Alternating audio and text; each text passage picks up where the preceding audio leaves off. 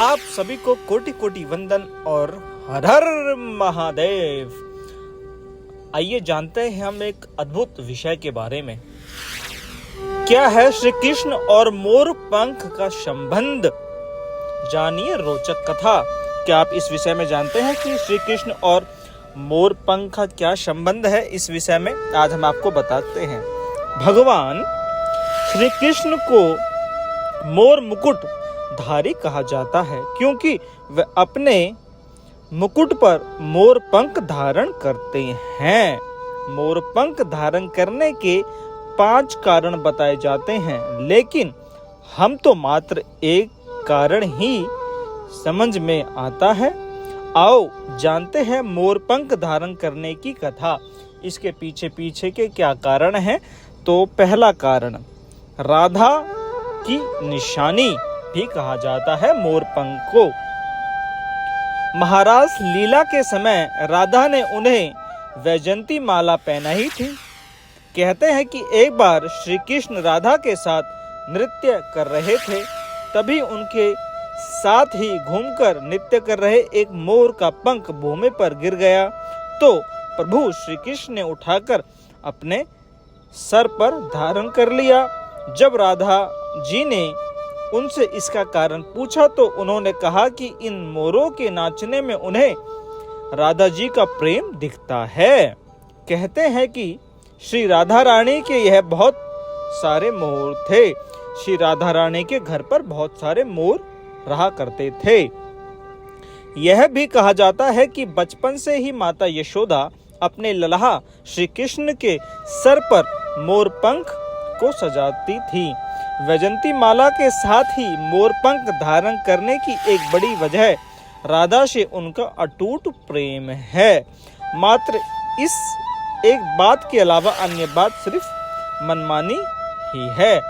और पूरी महाभारत में मैं आपको बता दूं तो माता राधा का कहीं नाम नहीं है, ओनली माता रुक्मणी का नाम है। ये सिर्फ जितने भी हमारे जो पुराण हैं उन्हीं में राधा जी का नाम आया है। आइए आगे हम आपको बताते हैं।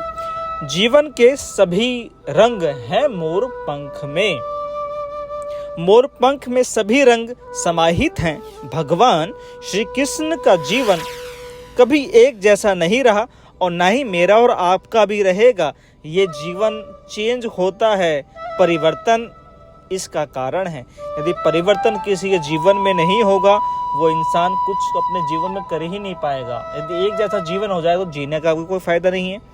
उनके जीवन में सुख और दुख के अलावा कई अन्य तरह के भाव भी थे, वो हमारे में भी हैं। मोर पंख में भी कई रंग होते हैं। यह जीवन रंगीन है, लेकिन यदि आप दुखी मन से जीवन को देखोगे तो हर रंग बेरंग लगेगा, और प्रसन्न मन से देखोगे तो यह दुनिया बहुत ही सुंदर है, बल्कि मोरपंख की तरह। कितनी अद्भुत बात छुपी है इस बात के पीछे।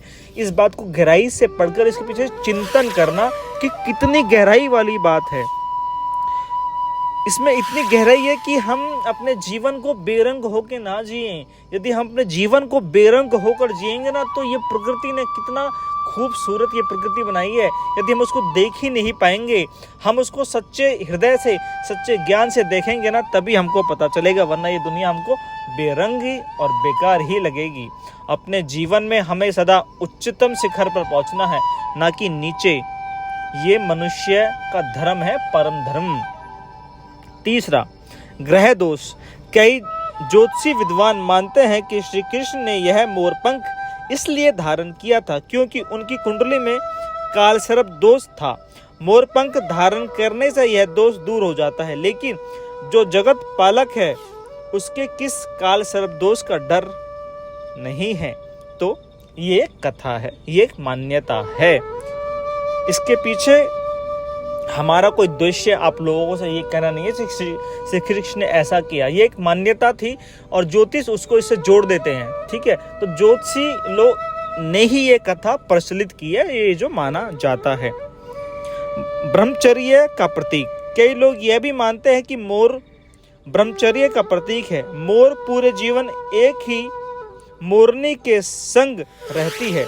मोरनी का गर्भ धारण मोर के आंसुओं को पीकर होता है। अतः इसलिए इतने पवित्र पक्षी के पंख को स्वयं भगवान श्री कृष्ण अपने मस्तक पर धारण करते हैं।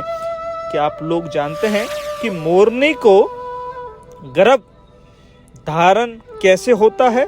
मोरनी को गर्भ धारण मोर के आंसुओं को पीकर होता है। और पांचवा कारण, शत्रु और मित्र सम्मान। कहते हैं कि श्री कृष्ण मोर पंख धारण करके यह संदेश देना चाहते थे कि मेरे लिए दोनों ही समान हैं। श्री कृष्ण के भाई शेषनाग के अवतार थे और मोर तो नाग का शत्रु होता है। मोर पंख को माथे पर लगाकर उन्होंने यह बताया कि मित्र और शत्रु के लिए उनके मन में स्वभाव कुछ और नहीं है, एक ही है।